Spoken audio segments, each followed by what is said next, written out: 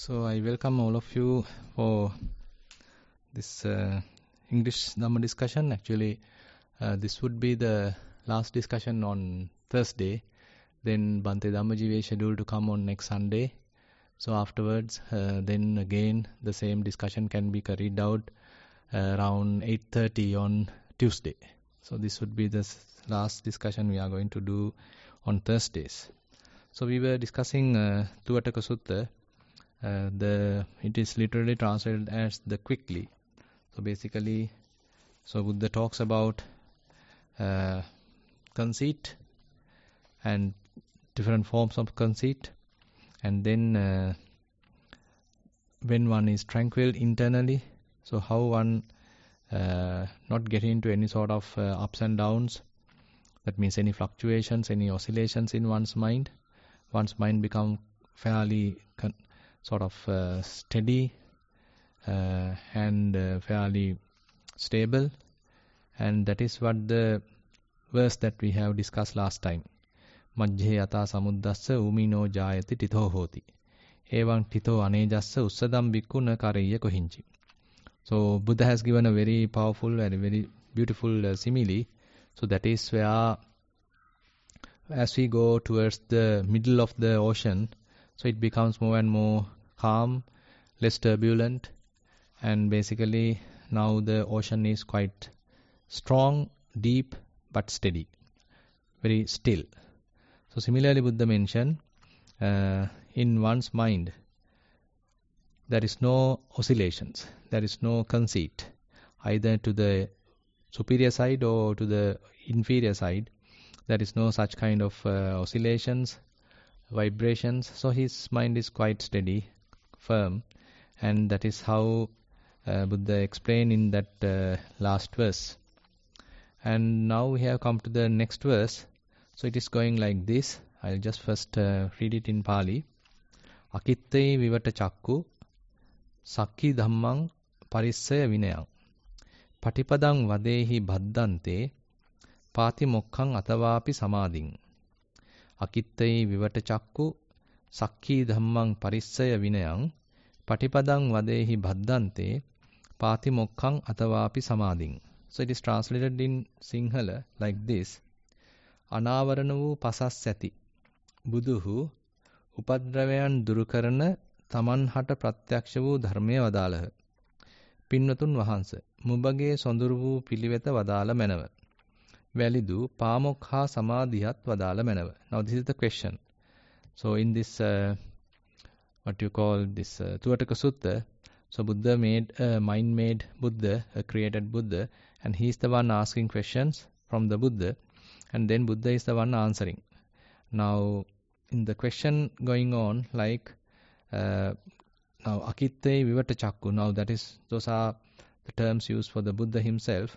So one with the 5 visions, so 5 eyes, and he can see anything without any trouble. So anavarana jnana, completely open sort of wisdom. Everything is quite readily available. And sakki dhammam parissaya vinaya, and his Dhamma is completely capable of abandoning all sorts of obstacles. And please let me know that particular Dhamma. And please again mention the Patimokka. That means we can say Dhamma and Vinaya, that the teaching and the discipline, and now he is asking to explain. So maybe you can read the proper translation coming in the book, Bhikkhu Bodhi's translation. So the one with opened eyes declared, the Dhamma he witnessed, the removal of obstacles. Speak about the practice, Venerable One, the Patimokkha, and also concentration.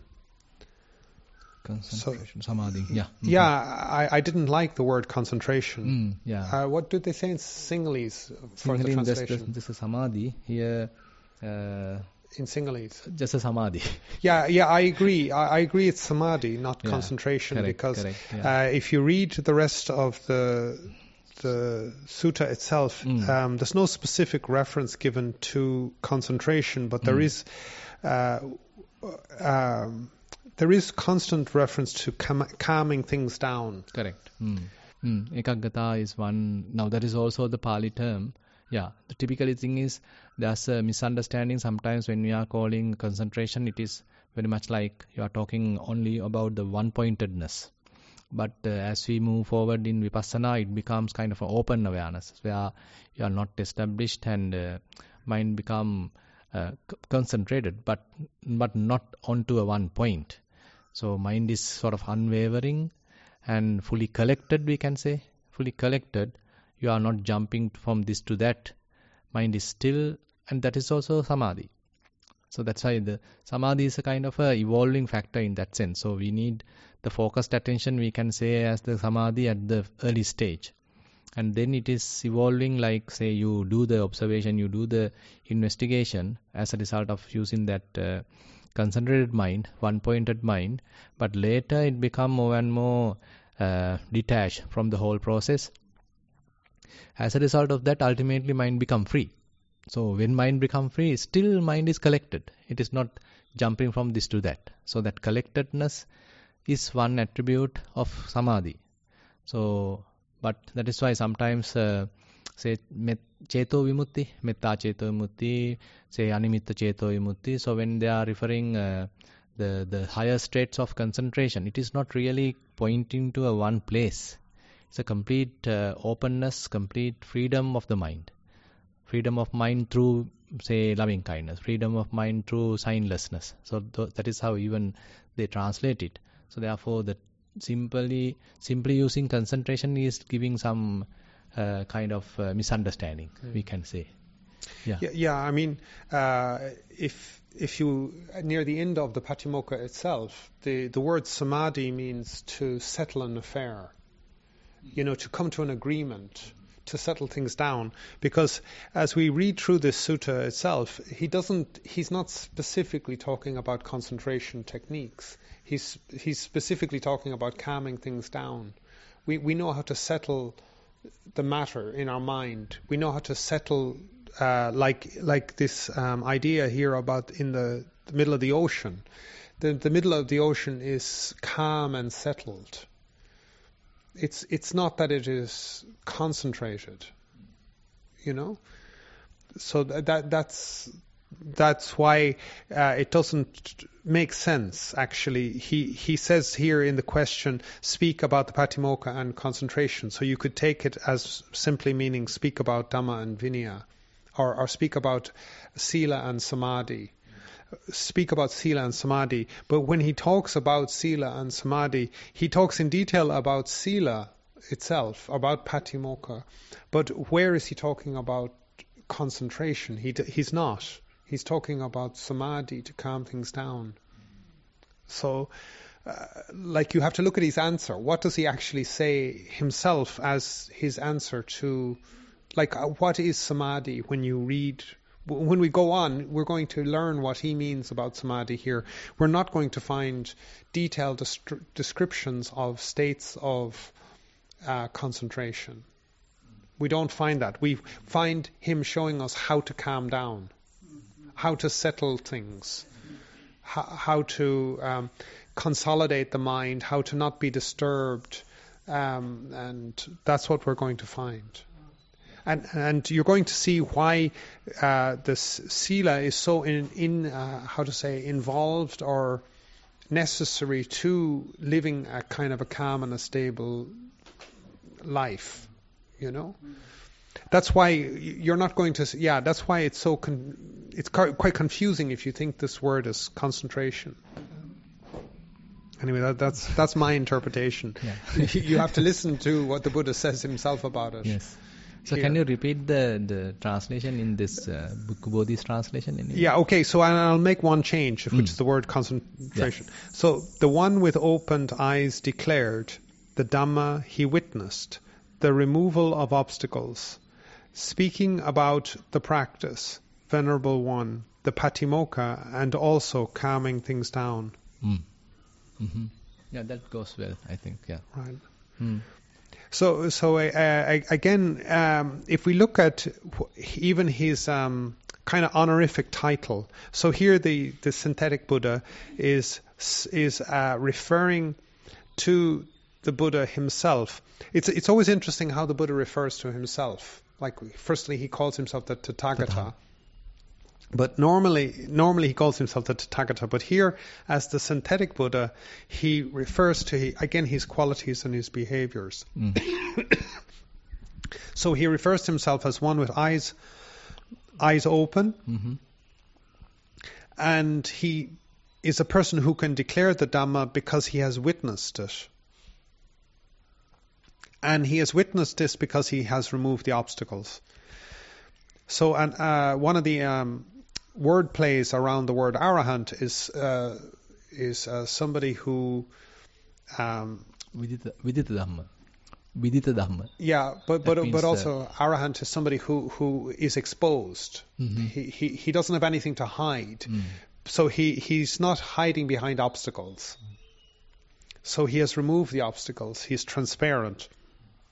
He has nothing to hide.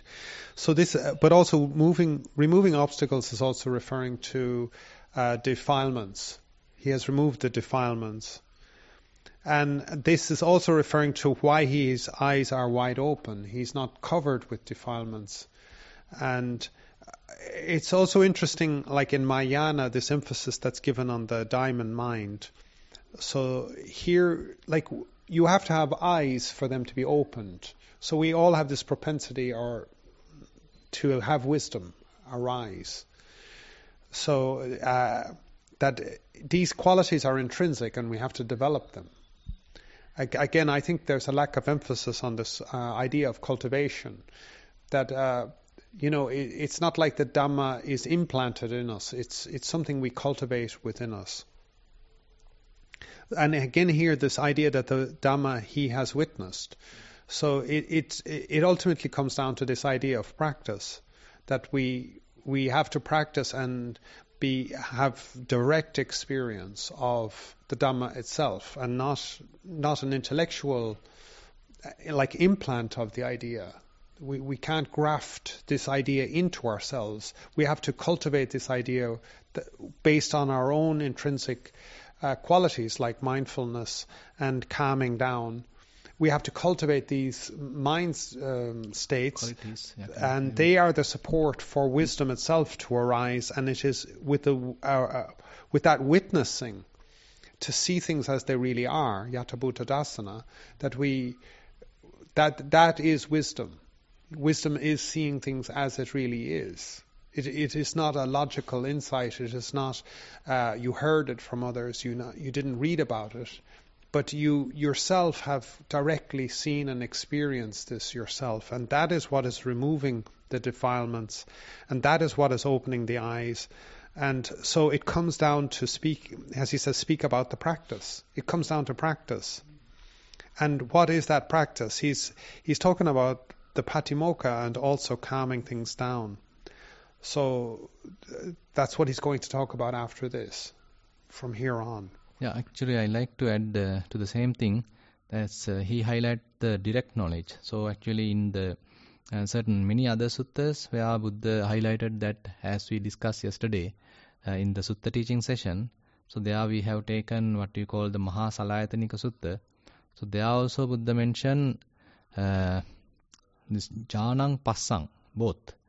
Chakkunchako bhikkave Jnanang Passang yatha bhutang. So you know it, you see it, and you know the reality about it.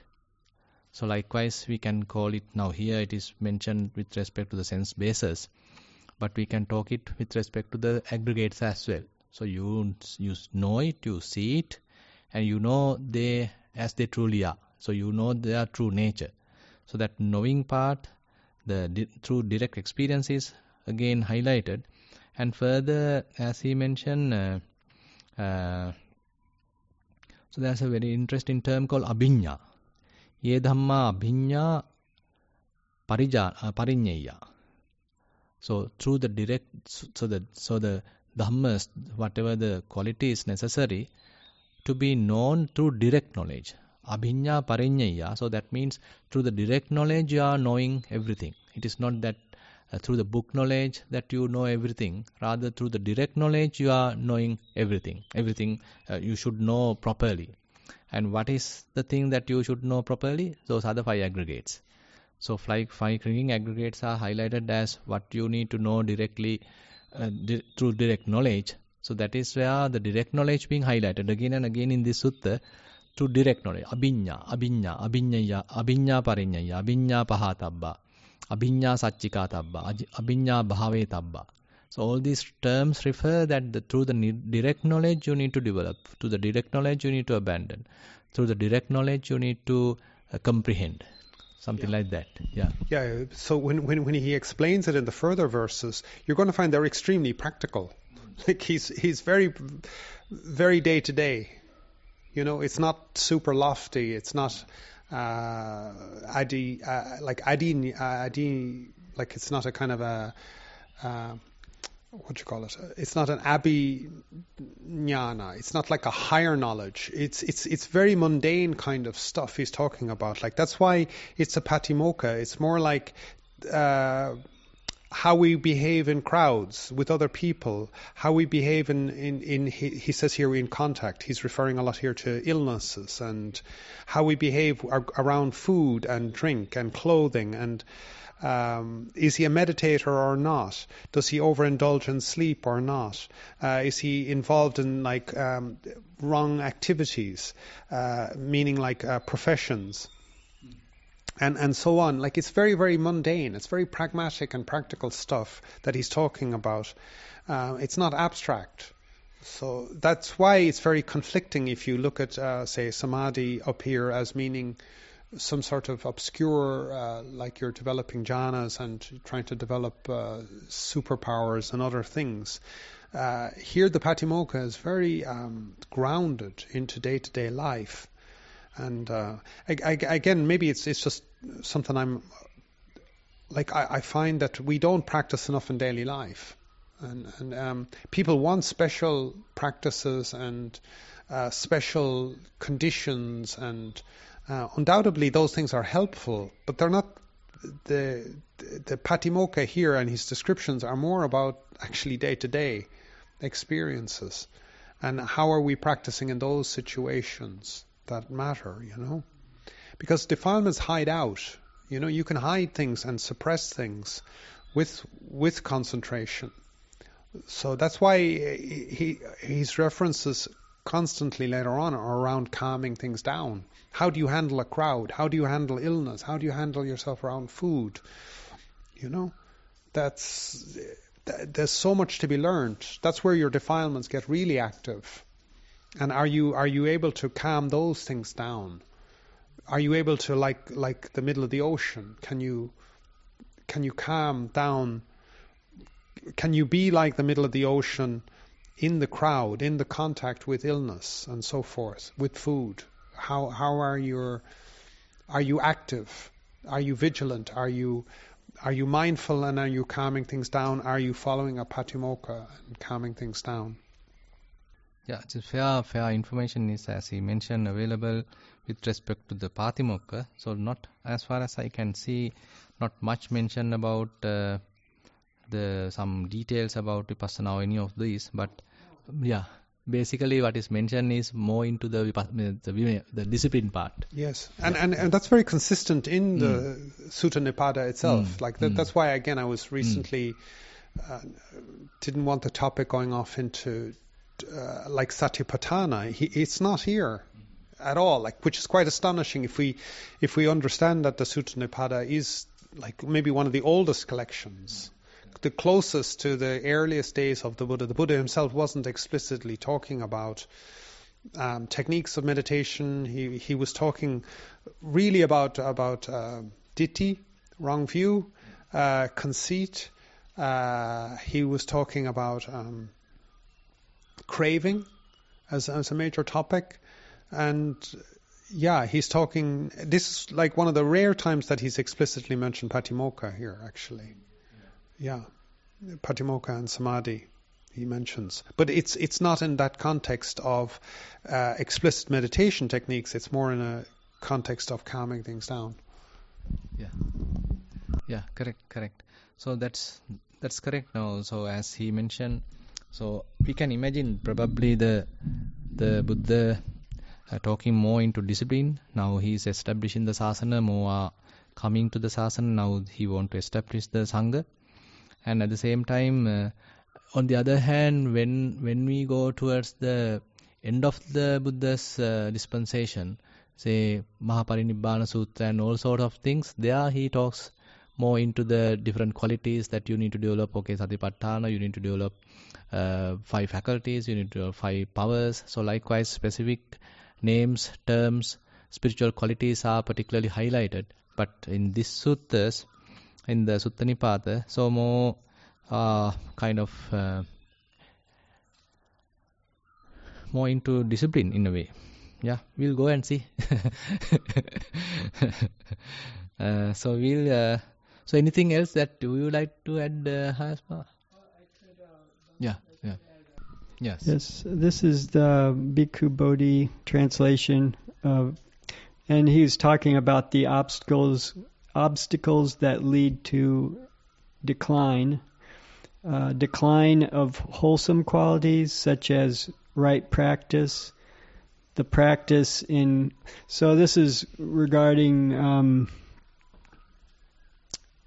where it says, the one with opened eyes declared the Dhamma he witnessed. The removal of obstacles, speak about the practice, Venerable One, the Patimokkha, and also concentration. So the obstacles that overwhelm, particularly, they subdue the person, overwhelm, obsess, and crush him. Obstacles that lead to decline of wholesome qualities, such as right practice, the practice in conformity, practice that does not go contrary, the practice that accords with the good, that accords with the Dhamma, and that is further fulfillment of good behavior, guarding the doors, fulfillment of good behavior, guarding the doors of the sense faculties, moderation in eating, devotion to wakefulness, mindfulness and clear comprehension, the dedicated development of the 4 establishments of mindfulness, the 4 kinds of striving, the 4 bases for spiritual potency, the 5 faculties, 5 powers, 7 factors of enlightenment, Noble Eightfold Path. And I guess further, their repository is right there. The bad, unwholesome qualities are based on one's own person. And then they go on to just one small other thing is the removal of obstacles. They're abandoning, allaying, or calming and quieting, relinquishing, subsiding, the deathless nibbana. Mm-hmm. So some detailed explanation is there, what is the Patipada. But anyway, the answer that Buddha gives will start, as he mentioned, very much into the more practical discipline. So even though the commentary jumps to the conclusion it jumps and it's really confusing actually. Yeah. I find. I mean, you have no idea that based on the commentary what he was talking about later on in the verses. Correct. There's no hint almost, apart from that last sentence you said of where he's calming things down. Yeah. So we'll go to the next verse. So then maybe we should listen to what the Buddha said himself. What the Buddha, exactly. Yeah.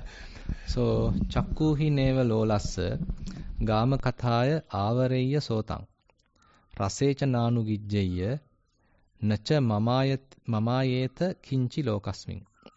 Chakkuhi neva lolassa gama kathaya avareya sotang rasecha nanu gijjaya nacha mamayeta kinchi lokasmin. So translated in Sinhala as this. ඇසින් රූ දැක්මට නොමැ ලොල් වන්නේය. ග්‍රාම්‍ය තිරශ්චීන කතායෙන් කං වලහන්නේය. මූල රසාදියෙහිදු නොගිජු වන්නේය. ලොව රූපාදී කිසිවක් තණ්හා දිට්ඨි මමත්වයෙන් නොගන්නේය. So that is basically the sense restraint. The five faculties, the eye, then the ears, then the tongue, sotang rasena anugijjena manas kinchi lokasmin. And that is the three sense faculties highlighted. He's restraining eyes by not going to see whatever beautiful things. He's restraining ears by not getting involved with useless chattering.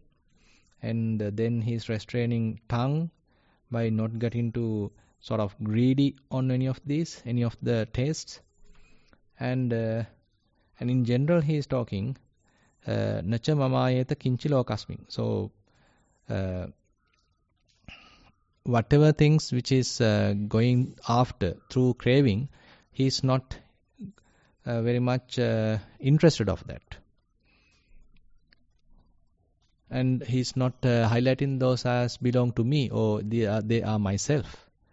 Nacha mamayeta. So he doesn't do any mamayana. So the mamayana means that so they are myself. This belongs to me. This is I am. So likewise, I-related center was a self-related relationship. He is not getting to get involved. So that is very much like I understood to the Sinhala translation. So you can explain the English translation. Yeah, I can. Okay. One should not be restless with the eyes. One should block the ears against village gossip. One should not be greedy for tastes.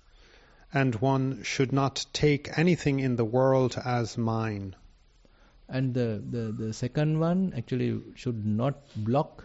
Block the ears against village. He should block, right? One should block the ears against village gossip. Correct, right. So it is basically the three faculties are highlighted, and again he is not identifying himself of any of the experiences as myself. Yes. Yeah, that is basically we can say talking about the sense restraint.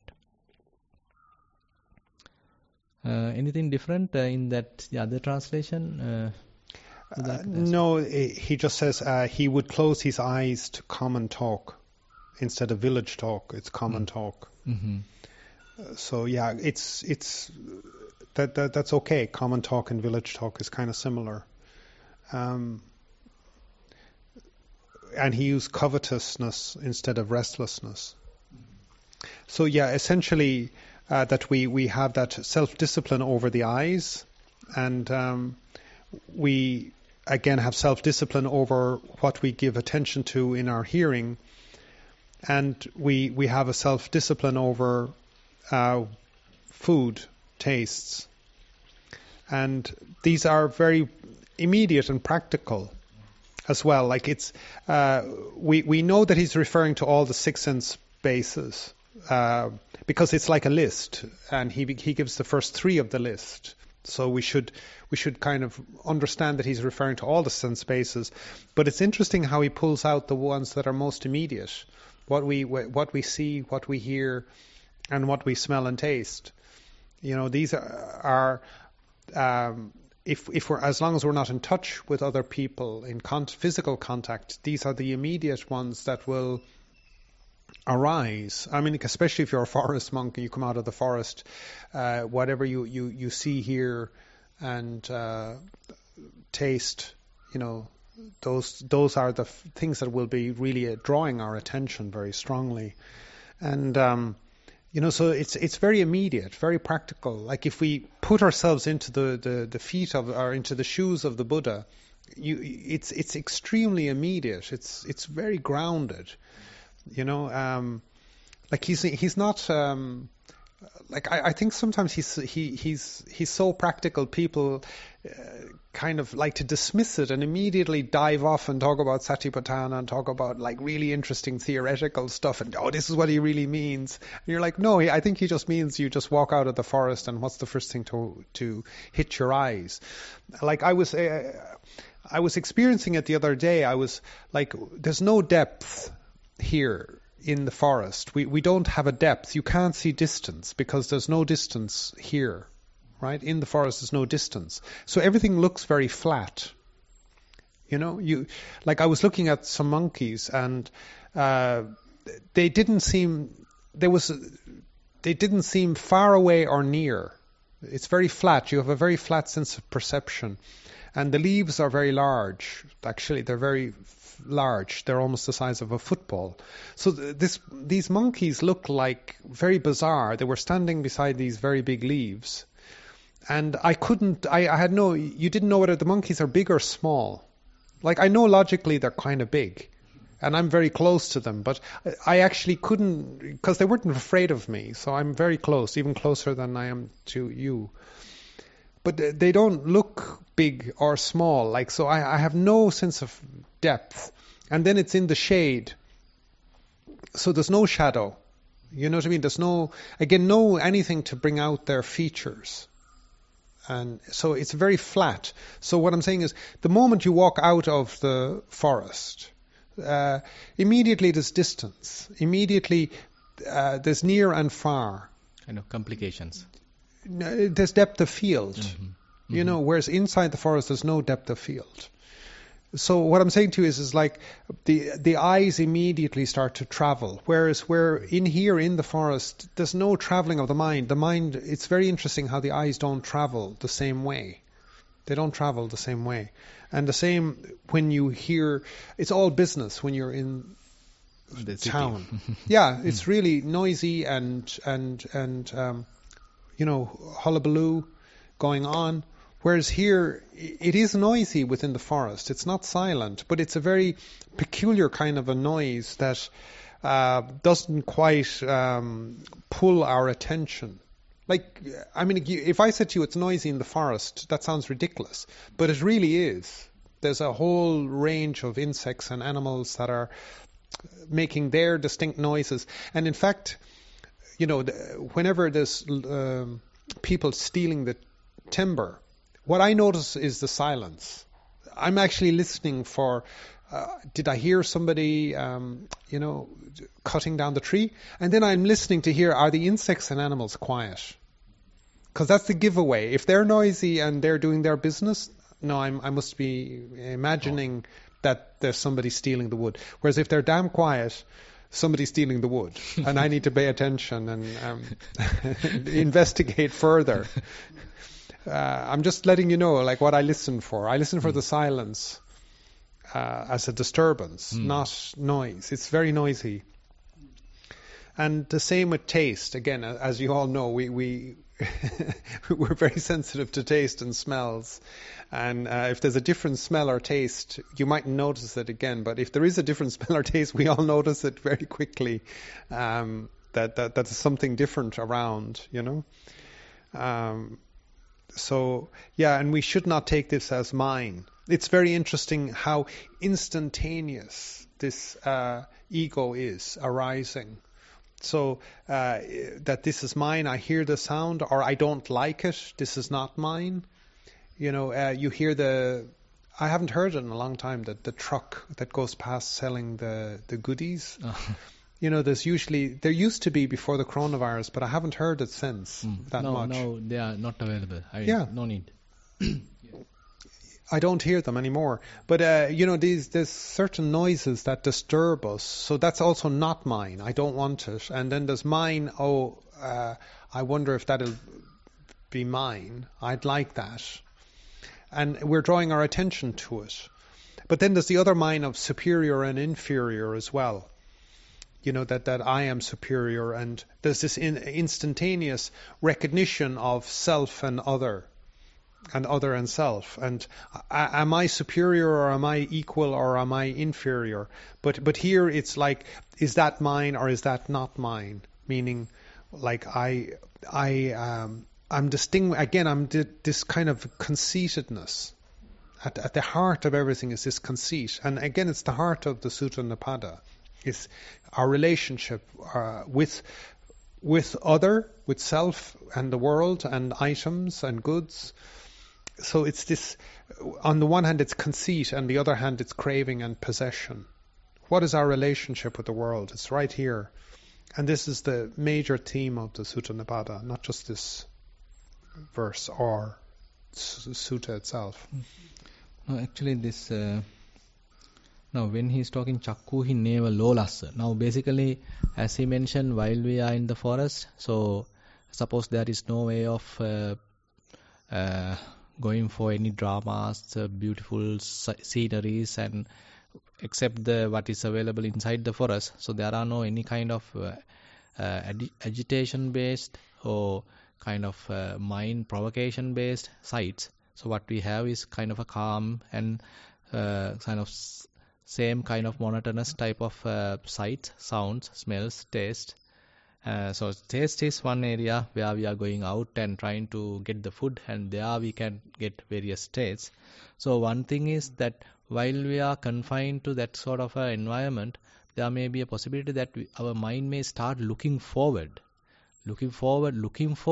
kind of a variation in the sights. So I need to look at someone, I need to talk to someone, I need to talk with another person. I mean, so that kind, because you are fairly constrained to a very limited type of talk, a very, very limited kind of sights. And so as a result of that, the craving and the greediness can sort of pushing you to have more involvement. So that is where Buddha takes the point, as far as I can understand. So now don't do that. So don't go for, so even though your mind may be asking, so don't go for such kind of differentiation or a multitude of various kinds of sights. Just limit to yourself to the forest, maybe we can say. On the other hand, you may prefer to do some sort of unrelated talk. You may be only doing whatever the necessary, say, Dhamma related talk, but the mind may asking you to get involved with something Gama Katha. Gama Katha means something village talks. Say maybe politics, maybe wars, maybe various other 32 types of this thing. So those are, now mind may be asking those things. Please entertain me using those different types of talks, but don't do it. And then rasecha nanugijjahiya, and probably while you are going on village Pindapata, what you may receive may be the very basic rough kind of taste. As a result of that, the tongue, the mind may ask the various delicacies. So, but don't do it. So in a way, we can see that as a monk, so his entertainment is extremely limited. So, and Buddha himself, I mean, through the Patimokkha, through the discipline, so we are not allowed to entertain, say, beautiful sights, say, dramas, say, concerts and whatever it is. And as a result of that, mind may be looking forward for that. I mean, while we are being in the forest, kind of an interest may be growing strongly to go and see something beautiful, to go and read something beautiful, to talk something about the politics and all these, whatever the people are entertaining themselves. But Buddha's advice here is, don't do it. So kind of a sense restraint is highlighted in a way that explaining the typical, say, the wanting coming through the mind. So there's a kind of a thirst coming through the mind because of the craving. There's a kind of a thirst for some beautiful sight, thirst for some beautiful, or rather some kind of country-related stories, politics and wars and droughts and etc. etc. So such kind of a desire may be available in the mind, asking for them. Because you are in a very limited environment, as he said, it is very much flat. I mean, no much variation is there. What we hear is just the typical sounds of a monkey, sounds of a bird. So it doesn't entertain the mind as much as possible as you are in the city. So as a result of that, mind is looking forward for that, thirst for such kind of sounds. But Buddha's advice is, don't do it. So it's interesting. So anything else you need to add from the commentary? There were some more things I could... Yeah. In regard to the removal of obstacles, there are two kinds, obvious and hidden. the obvious ones that are listed, the commentary says lions, tigers, leopards, bears, hyenas, wolves, thieves, hoodlums, various diseases, cold, heat, hunger, thirst, defecation, urination, gadflies, mosquitoes, wind, burning sun, serpents. And the hidden obstacles are bodily, verbal, and mental misconduct, the hindrances of sensual desire, ill will, dullness, and drowsiness, restlessness, and regret, and doubt, lust, hatred, delusion, anger, hostility, denigration, which is belittling the character, defaming, insolence, which is disrespectfulness, envy, miserliness, hypocrisy, deceitfulness, obstinacy, which is stubborn or hard to cure, rivalry, conceit, arrogance, vanity, and heedlessness, all defilements, misconduct, distress, fevers, torments, and unwholesome volitional activities. That was the part. That is related to the previous verse, right? Yeah. So the next verse, if you can say about the commentary part. Are we on 22 now? Yes. Oh, I'm sorry. I didn't know that you'd gone to that. Yeah.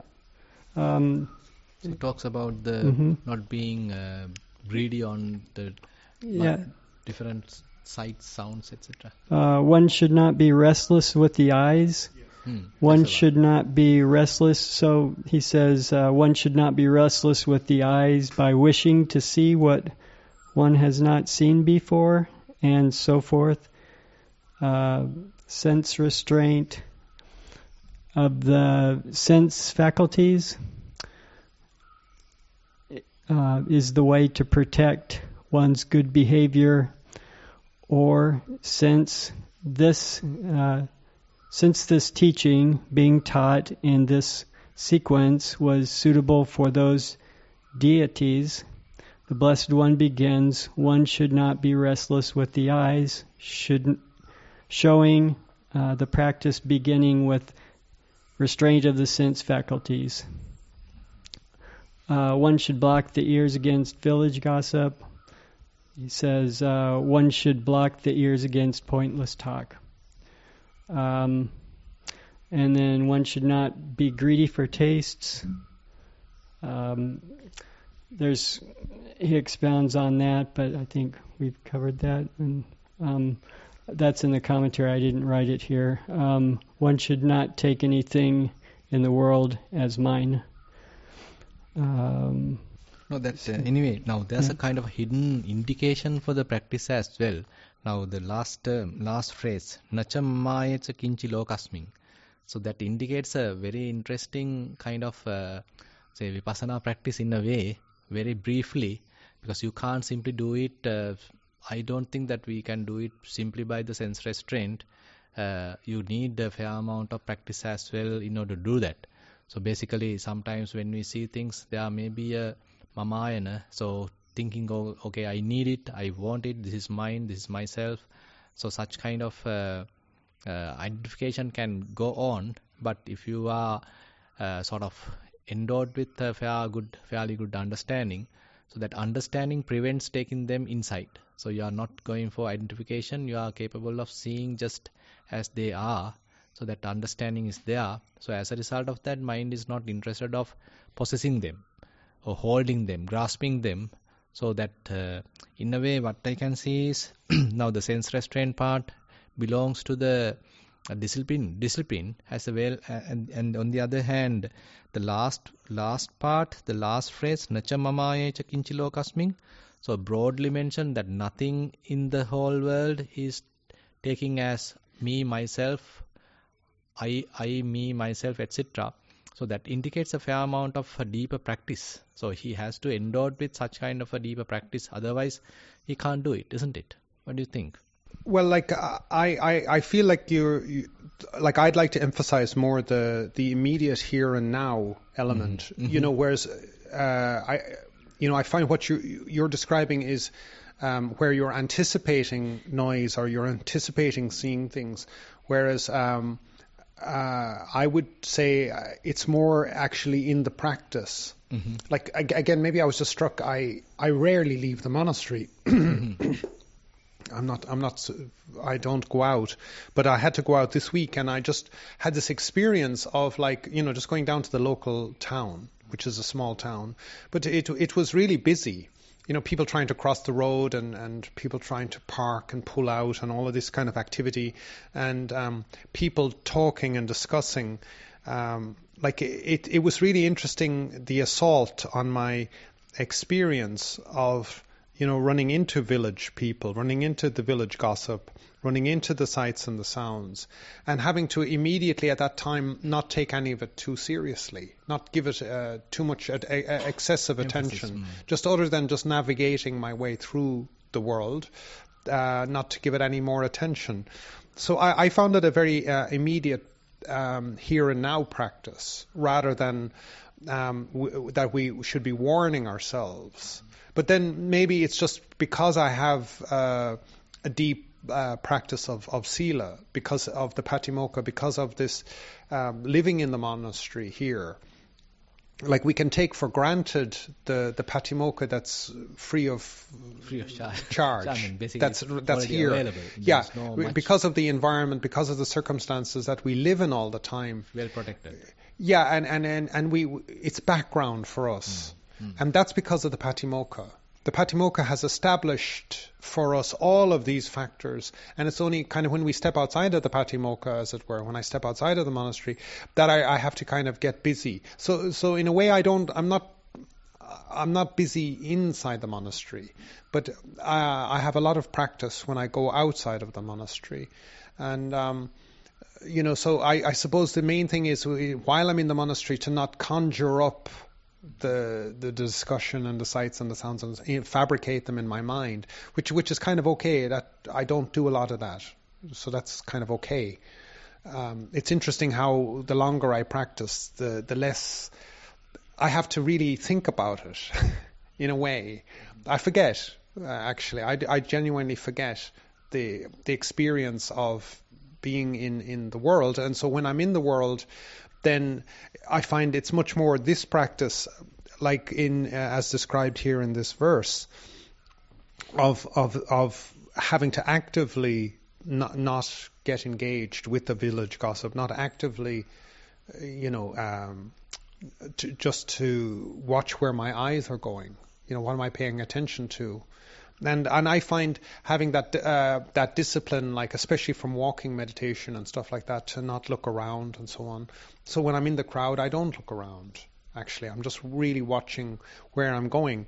So I find that when I'm teaching meditation now, I've been putting a lot of emphasis in recent retreats on walking meditation, and asking people, well, why can't you just walk like this? I don't teach the really slow Mahasi style of walking, because I find like nobody's going to walk like this in the world.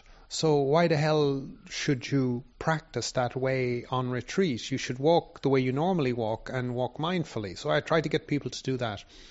And then I say, well, why can't you walk like this to the car? Why can't you walk like this going into your office or into the school? You're able to walk mindfully now, normally. Why don't you just walk normally, mindfully? How about that? And so that's how I'm walking in my life. So I see this verse more in an immediate here and now way, not in I need to be careful about any of that. Of course, I learned that on the cushion. I learned that in the formal practices, but it's really when I move into that daily life mode. We'll just say I go down to the local town, that then I have to really double up the effort. But then it's automatic. It's not abstract, if you know what I mean. It's just I need to put in a little bit of extra effort, and then I see all of these extra sights and sounds and smells and tastes and touch coming in, and I deal with it more. You know what I mean? It's coarse. It's obvious. While here in the forest, it's a little bit more subtle. It's more in the thoughts and in the thinking, because I don't have those real sights and sounds and smells and tastes and touch.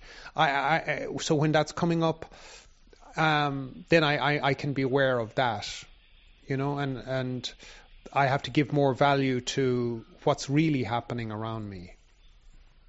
Like what's really happening is just the sights and sounds and smells and tastes and touch of the forest, which itself is kind of bland or monotonous, or like all the colors are green, that there is no depth of field. Like I said to you, I took a photograph of these monkeys. I was like, it's just, I could show you later on. It's a very strange photo if you look at it. You're like, what's all the things that are missing? And I was thinking, that's my mind. It's all missing. All that other stuff is missing too. Yeah. So I don't know what your experience is. I'd be happy to hear. Avsarai Swaminansa, and thank you to everyone who has given comments so far.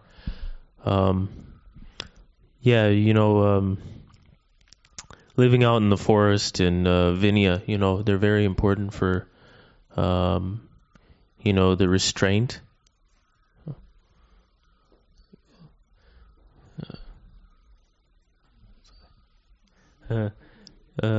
So living out in the forest and, Vinaya, they're very important for restraint. And, if one is living in a city or an urban area or even a village, it's likely going to be more difficult overall to maintain, restraint over their senses. If they're living like in a city or an urban area or in a village, like if a monk is living in a city or an urban area or in a village even, they would likely have a lot more issues maintaining that restraint over their senses. And because you're just essentially, like, especially in like big cities, you're just being like bombarded by like sensuality. So you got like all these like places, like just making up examples here, like restaurants and like coffee shops and stuff like that. And there are a lot of members of the opposite gender around. In cities, you're gonna see a lot of women. One could assume. So it's you're just being bombarded by sensuality in these environments, especially cities and urban areas, but also in villages. At least more so, even in a village than you would be out in the forest. So being out in the forest and maintaining these rules in the Vinaya is important for restraint. And in the Mahaparinibbana Sutta from the Digha Nikaya, the Buddha is saying that if the monks live out in the forest, then their growth can be expected and not their decline. So he's specifically saying, like, to live out in the forest. And that's my comment, is that living out in the forest and maintaining the rules in the Vinaya is important for the restraint of a monk. Yes, I agree with you. Now, basically, Buddha highlighted that, associating the forest depths or associating the forest is one part of the practice, because you can't allow your senses to, as you said, go through the agitation and provocation, and then you are going against the sort of such kind of a trend. At least for some time, you need to come to a sort of a forest where you are not being agitated, you are not being provocated. So you have some time to develop the necessary skills. Probably later, you can see to what extent you can maintain. You can maintain even when you are in the urban area. So are you able to maintain the same sort of calmness available, what you have experienced while you are in the forest? So if you being again get agitated, so that means still the practice haven't been fairly deeply rooted. So it's only at the superficial level So when the circumstances are available, you again get agitated. Say while being in the forest, you are calm, relaxed, because there are no much provocating factors. But once you go out of the forest, again you get agitated, again you get provocated, bewildered. So that means still you can't maintain the serenity, you can't maintain the kind of the calmness, dispassion. The qualities are still into kind of fluctuation. So I feel that both time to time, I mean, if possible, if we can experience, say you are associating the forest and you are strengthening your faculties, strengthening your discipline, strengthening your qualities. At the same time, you go to the city, say urban areas, and see whether you can still maintain without really kind of strongly holding or strongly, say, disciplining yourself. How about a little giving some freedom and see whether the mind is still get involved. So that's why I mean say now when Buddha is talking to Venerable Bahya, ditte ditta mattam bhavisati. So I mean, can we say that he is expected to practice that only at in the forest? No, I mean basically he has to be able to do that even in the city as well. So even though he see various beautiful things, can he maintain a kind of a restrainment? So his mind is not interested of going and getting involved with this whatever the beautiful sights, whatever the different say gossip. And if the mind itself is now not interested of doing that, so that is something beautiful more than simply the restraint. Now that indicates some sort of a maturity in the mind where mind understood the useless nature of those things, and there is nothing substantial in them. Say when you are seeing some beautiful things, so it's still, if it is highly dependent on our restraint, highly dependent on our discipline, so that is one area, that is one possibility, that also possible. But on the other hand, if one has some already sort of say understood mind, where the mind itself has deeper understanding, okay, there is nothing substantial there. So there is, I mean, even though it looks beautiful, internally there is nothing really beauty there. So likewise, if there is a deeper understanding fairly cultivated within the mind, and even though you simply allow the mind to freely move, mind may simply remain with you. Mind doesn't want to go and get involved because it understood, okay, if I am going out, I will get burned. Now mind itself is understand. It is not that we are strongly restricting the mind. Rather, the mind is now fairly based, fairly established on that understanding. As a result of that understanding, that the mind is now not interested of going and getting burnt. So it likes to be secluded. It likes to, as he mentioned, even among the crowd, mind can be secluded. Even among the crowd, the mind is not interested of going and getting involved with the gossip. Not because you are extremely restricting the mind, rather mind has no desire to do that. So that indicates kind of a mature practice, not simply limited to the sense restrainment.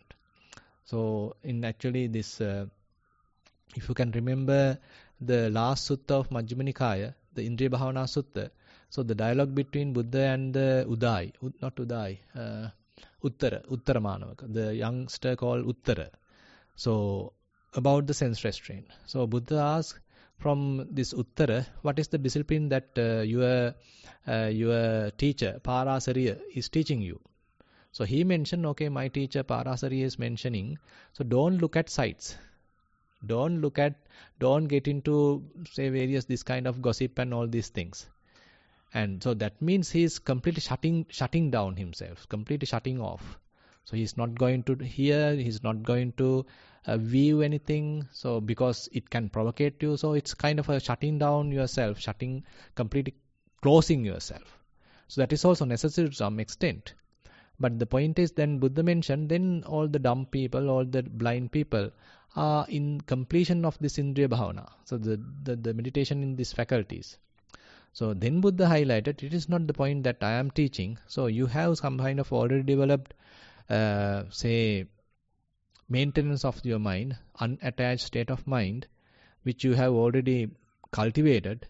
Now allow the mind to see where it is moving. If it is moving to the agitated state, don't be in the agitated state. You just take it back to the middle state, unagitated state.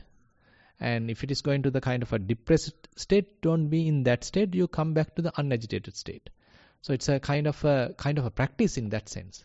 So you already have some understanding about this unagitated, unattached, uninvolved state of mind. Now Buddha is highlighting the importance of being in that, dwelling in that state. So etang santang, etang panitang, yadidang upekka. Now, as by seeing something beautiful through the eyes, you can come to a manapa or amanapa, or manapa manapa. So that means your mind become sort of really interested of that. You feel delighted with that, or you feel little upset about that. So you can jump to these different states. But the Buddha's advice is don't stay in those states now, because the middle state is more refined, middle state is less friction, middle state is more unagitated, it is more equanimous, it is the one that you have to maintain. So please return back to that middle state. So therefore, it's very much like you are practicing. It is very much like it's not mere restriction, but through the understanding you are able to establish your mind in an unagitated state. Now try to consolidate that. Now try to be in that, dwell in that long and more. If the mind go to and jump, don't be there. So such kind of now it's a kind of very practical approach he is explaining. Yeah. Yes, sure. Awsarai Swaminatha, thank you for your comments. And it's like perhaps you could compare it to like I don't know if this is perhaps though you could compare it to like drug rehab. If somebody's like an alcoholic or a drug addict, if you put them out in the environment where they can have access to those things, then they could just easily go back to that stuff. Whereas if you put them in a restricted environment, then they can perhaps develop the understanding that I don't need these things. It's just my mind telling me that I need these things.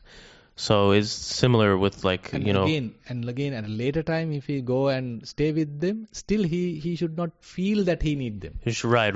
He or she would have to in that restricted environment develop that understanding that I don't need this stuff, and then the goal would be to go back out into the world, and stay free of that stuff, not be affected by that stuff. So similarly to a monk, if a monk is living in like an urban environment, like a city, if they're like living there full time, then the effects of that, I guess would assume that that it could get to them, or it could consume their mind. The effects of living in an urban environment full time could affect their mind, and they could be again, in cities and urban areas, you're bombarded by sensuality. You're bombarded by sensuality in these urban environments. So, a monk who's living in this kind of environment full time, one could assume would likely have difficulties maintaining restraint. Whereas, once if you're living out in the forest and you're maintaining the rules in the Vinaya, then and you're maintaining that restraint, then from there, you can you can start to develop the wisdom that you need to be able to go back out into the world on occasion. And the goal is to develop that wisdom when you're out in the forest, when you're maintaining the rules in the Vinaya. It's to develop that wisdom so that once you go back out into the world, whatever occasion it may be, you can maintain your mindfulness, you can maintain that restraint over your senses. And hopefully a monk who's been living out in the forest and maintaining the rules in the Vinaya, they would be able to go out into the world whenever the occasion arises, that they would go out into the world, and they would be able to have that dispassion to understand that these things going on in the world, they don't affect me, or they should not affect me. I shouldn't be caught up or emotionally involved in these things. or craving for these sensual pleasures, or desiring these these things going on in the world, or focusing on them, or being concerned about them. So yeah. Time is up, by the way. I think we can't have time to go to the next verse, so we have to go to the next verse, by the way. Anything else? Anyone else like to add? Yeah. You know it's addiction because not because of the you take something and it makes you high or something like that. You know it's an addiction because you constantly want to go back to that kind of feeling of normalcy that you had when you took the addictive thing. So like for instance, if I go out into the town and I feel really good about that, like it's action and it's like something is happening and it's exciting, then that's taking the addictive thing. But I really know it's addictive when my mind keeps going back to that experience, that it would like that again. That's when you know it's an addiction. It's not that you experienced the addictive thing, because you can be addicted to anything. You can be addicted to sight, sound, smell, taste, touch. You can be addicted to chemicals. You can be addicted to behaviors. You can be addicted to people. You can be addicted to all kinds of things. Addiction is not just a chemical. It's not just alcohol. Addiction is a very good word for like upatana. It's like this intense craving. It's addictive. So it's a mental process of I enjoy something and then I want to go back to that enjoyable thing again and again and again. And that's how you know it's addictive, because the mind is constantly seeking the addictive thing that we like. So this is the process of addiction. That's how you know something is an addiction. So we can be addicted to the busyness. We can be addicted to the gossip. We can be addicted to the sights and smells. Like I know a lot of people who like to look at photographs of food. They can look at the photograph of the food and enjoy it. It's like intensely enjoyable to them. Yeah. You know, and now the mobile phones have a special mode for food, taking a food photograph. Yeah. And so that you get the optimal image and picture of the food, and yeah, people like looking at the photograph of the food, and it's the presentation of the food that matters more than did it taste good, or because they can imagine that it tasted good. So in this way you can see how strange addiction is. You don't even need to eat the food. You can just look at the food and imagine. You can see the monkeys, how they are in our this thing in the Dhanasala. They are around it watching. Yeah, they like it. They like just even being nearby. It, yeah. They just like looking at it. Yeah, yes, that's right. Yes. They do. Yeah. But it's even more so in like in Japan. They used to have you didn't just have a menu. You had like a plastic representation of the food, and often you just point. Like it was convenient for me. I would just point at it and say, "I'll have that." And it was just a plastic model of the food item. But so this is very important, that you understand the nature of addiction. And I would say, like for me, the thing that I focus on is the coolness and calmness and tranquility. You know, so when I'm out in the town, it's kind of dry and heaty and busy, and it's coarse. It's a coarse pleasure. I mean, I do like the association. I do like meeting people and seeing things, and it's interesting, and this and that, and what's happening and what's changed. You know, what's new, what's gossip. You know, what's news. You know, there can be a timelessness inside the forest. When I go out of the forest, it's like, oh, this is what's going on. This is happening. Inside the forest, there's no this is happening. It's just today, and I have no idea what today is. I don't know whether it's Monday or Wednesday. I have no idea. And when I'm out, it's oh, this is Monday. It's business day. It's this time of the day. Banking day. It's banking day. Yeah. You're too late for this, and you have to come back tomorrow for that. And you know, it's like you have time as a factor. Here, it's not. It's timeless. It's ancient. Like it could be. Is it now or is it 2,500 years ago? It's the same as the time of the Buddha. If the Buddha came to my hut today, he would recognize everything, I think, pretty much, right? So what I'm saying to you is that, like, what I find is that, like, I noticed over the years of being here that it has become, in a way, less monotonous, less boring.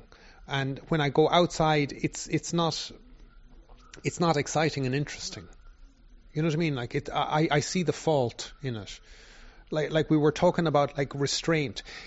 There may be a restraint required to stay within a monastery, but over time, if you're cultivating, I think, the practice, you actually enjoy it. And it isn't in a phobic way. You're not wanting to be some weird little hermit who wants to avoid other people and you're afraid of those interactions when you're outside. It's just they're not that interesting.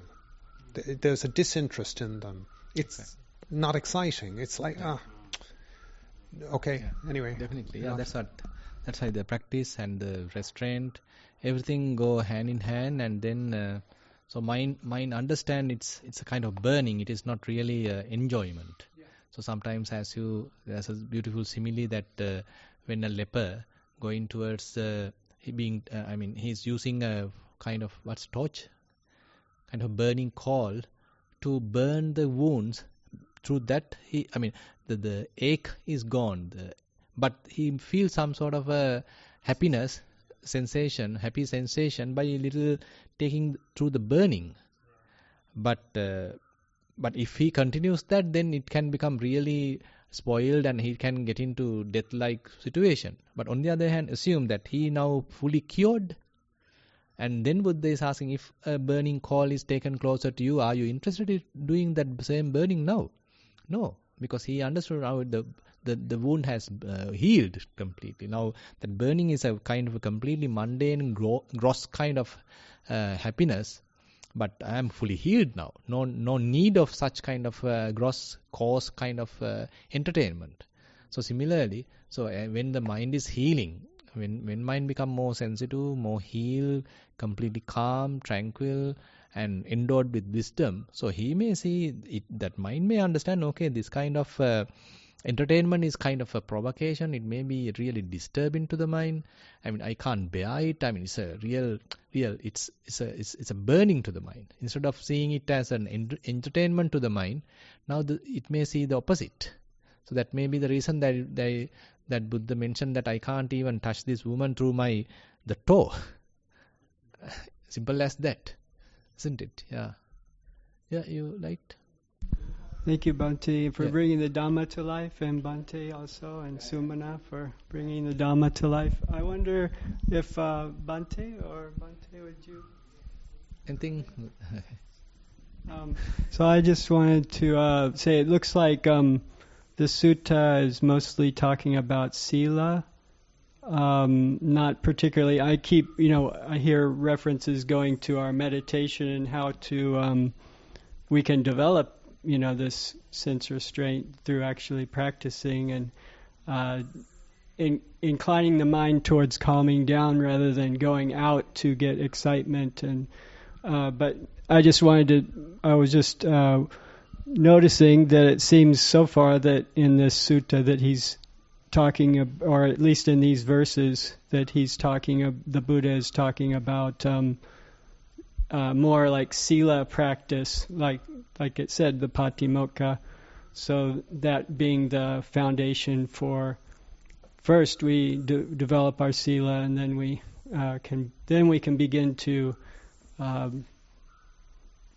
if we have that firm foundation established, then practice can be a little easier to meditate. And so I was just kind of checking to make sure that was right. Sort of asking, would that be right, Swaminatha? Yeah, but very briefly, the practice is also ongoing. We can't say it is completely purely the sila is highlighted, as I mentioned in the previous verse. Not just this verse. Yeah. Oh, okay. Patimokkha is a means. The end is towards the calming down. Like, the patimokkha is a means. The end. You ask what's the purpose. The purpose is to calm down. That's the purpose. Because that's such a supporting factor for wisdom itself to arise. Yeah, that's the thing. Because patimokkha is just a means. The thing is now, you can't immediately develop wisdom.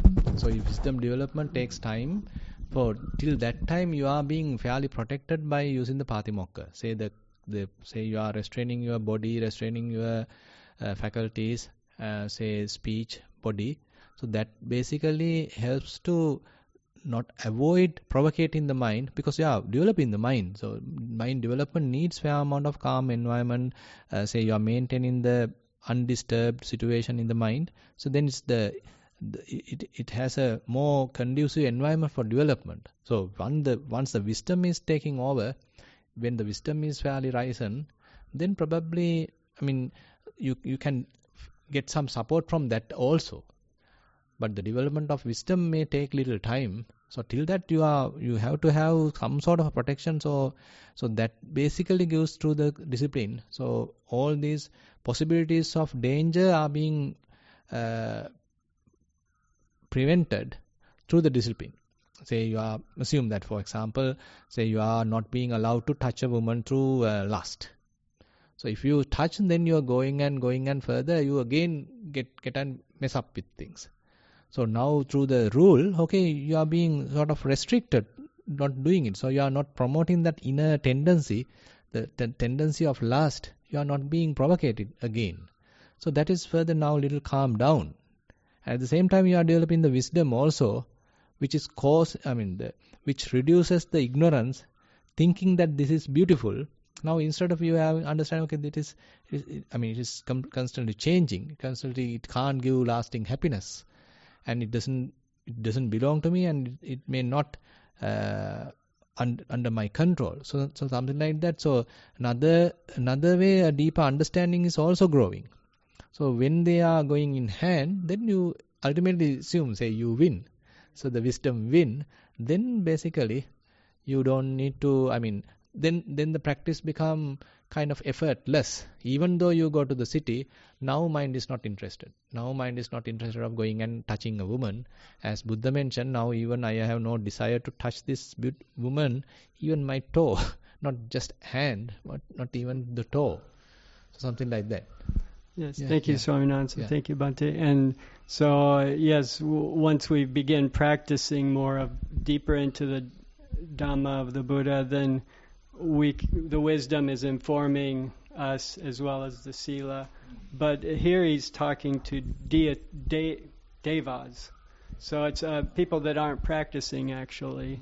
So I think it sounds like he's more like first, develop this sila and sense restraint. Is that right? Or is it mentioned for Deva? No. Once Devas, okay. The crowd is the Devas. Yes. I see. Right. So they're highly refined. They have any pleasure they want. Yes, but that's like people of the world, basically. But they're not meditating, is that right? Or they're not actually practicing deeper into the Dhamma yet. So the Buddha has to ask questions related to the Dhamma and his teaching. Not really suffering. At the same time, since they have very refined faculties, so when Buddha teaches in a beautiful way, they may be capable of understanding. So since they have sharp faculties. Now we, on the other hand, we still have to develop a lot because our faculties are gross and we need to refine them. So they're more refined than a normal. Yeah. So yes. Yeah, that is also another aspect we can think of. Okay, then we'll wind up. Sarai Bhante. Yes. Sorry for interrupting. We have raised hand from this end as well. Would you give the permission to talk, Bhante? Yeah, okay. Okay. Hope it is related to the discussion. I hope so. Okay, yeah. Nande, I would invite you to unmute your mic and talk now, please. Thank you very much. I'm actually new to this group. I think the Geshan has just sent me the link, and that's how I joined it. Actually, I joined it just now. Today, at the very beginning. And I just want to add something, Bhante, with your avasara. I was very interested in that the other I'm not sure whether he's a monk or the person that was talking about the commentaries with a different kind of perspective, because I could relate to what he's trying to say and then what he's trying to bring it up to. So that's why I was just wanted to talk. Otherwise, I wouldn't have even interrupt you. But with saying that, I just want to make it very short. So some of the experience I do have, I can relate that what he's talking about, even in the forest, that really when he was looking at the monkeys and looking at the trees, that really how he can see that vividly. It's just the same experience I do have too. So I just want to share with him, and then just make sure that I just want to let him know that really it is a good thing happening. That's how I see it. And other point is that really I always, even when I'm reading the Buddha's scriptures and all that, I have realized that really Buddha has mentioned this mind as a separate entity, but the awareness is apart from that mind. So that is what I think the Buddha has mentioned about the Satara Satipatthana. Satipatthana is actually the sati, you're bringing up the sati and then making that awareness. And actually you are dwelling in awareness, not dwelling on, but dwelling in awareness. So once you are dwelling in awareness, you can see what the mind is doing to you. That is the same thing that I think that gentleman or the monk I was trying to explain. So I can just relate to that. That's the one thing. And the other point I want to bring up is, as Bhante, you know as well, that really Buddha has mentioned that samadhi pacchaya yatha bhuta jnana dassana. Or else, he said, samadhi upanissa yatha bhuta jnana dassana. That means, through the samadhi, only that really you can see the reality of this world. Or through the samadhi, only you can see the mamantaya. You mean the reality of this world means that actually you are seeing the world as a separate incident, if I put it that way. But actually, what you are in that particular position, you are in the awareness. You are living in the awareness. So the rest of the things that really we were talking about, the discipline and whatever we are going to do, that is actually the things happening inside your mind. And that's why Buddha said, purify the mind. And you would have noticed that even that, Bhante, that, you know, when Satara Satipatthana, Buddha was talking about, let the mind go. And then you will have the Sattva Bojjhanga built within you. That is what's happening. So it's actually happening. You do not have to discipline and restrict anything. It is happening to you if you allow that to happen. Like you are in the samadhi. And the other word, that when you say samadhi, it is not concentration, as that the gentleman mentioned. It is the samadhis that really you are allowing, opening your mind, and you are allowing things to happen. And if you are even in a one sitting, I'm just saying it with my experience. Gishan knows about that. I've talked about that for last 20 years. So even in one sitting, you should be able to allow your mind to go away, or the vijnana to let vanish. And then the prajna, the wisdom, to come out. That will come out. And after that, doesn't matter whether you are in the forest or in the rural area, everything is just incidents. You are not attaching to that, you are not connecting to that. The example Buddha has given was, one is that really if you are the water, nobody can draw a line on it. That's all I want to add to this discussion. Mm-hmm. I hope that helps. Yeah. So basically here today actually all are the monks talking here. So on the other hand, we can actually understand what you are telling is also correct. Now, when we are practicing, say for Satipatthanas, for example, at the beginning they seems like little alienated because mind is turbulent and not these qualities are fully inbuilt. So they are like outside. But as we continuously develop, so those qualities become more and more inherent, more and more be with yourself, and now ultimately it becomes endowed to the mind. So it is not that mindfulness that you are deliberately maintaining, deliberately trying to establish. Rather, the mind is mindful. So as you mentioned, so mind is in mindfulness. So rather than it is trying to develop mindfulness, now mind is automatically mindful. And Buddha actually highlights that in one sutta called in Unnaba Brahmana Sutta, where Buddha mentions mindfulness is the sort of the refuge for the mind, which is more turbulent, more sort of defiled.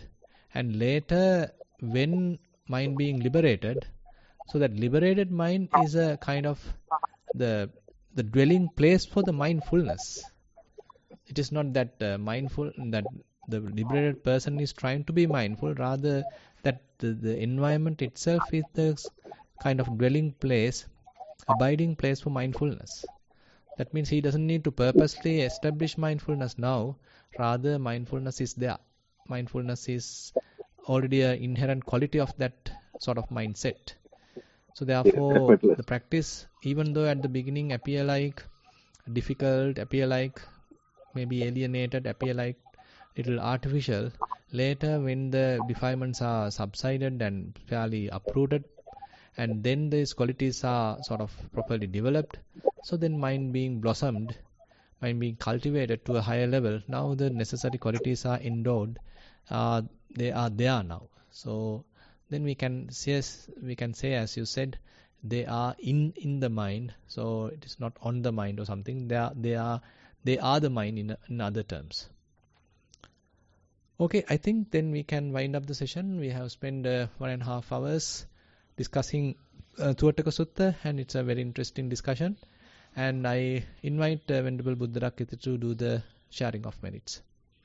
So again, if we can come back to this central theme in today's verses, which is that we discipline our mind to not go somewhere else at the moment and just listen to these words, and that we're going to calm the mind down, just as with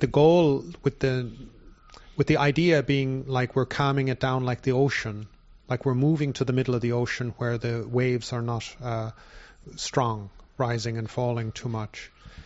So we have been calming our mind down, disciplining our mind to listen to each other today and open our heart. And with this we are growing the mind, we're growing the Dhamma, we're cultivating the mind. And as a result, we have these beautiful, wholesome qualities of the mind. And we radiate these beautiful, wholesome qualities of the mind to the whole universe. And we share these with any recipient beings, and that we ask them to partake and share in the merit of our wholesome mind. And we believe that this is meritorious for them, that they are inspired, that they are touched by our wholesome behavior, our wholesome qualities of mind, and that they are enjoying a benefit from this sharing of our merit, of our wholesome mind, and that it is uplifting them and helping them in their life. So we share this with all beings, all recipient beings, whether it's our ancestors, with our family, with our friends, whether they are alive or they have died and passed on to another life. We share this merit with all beings. Sadhu, sadhu, sadhu.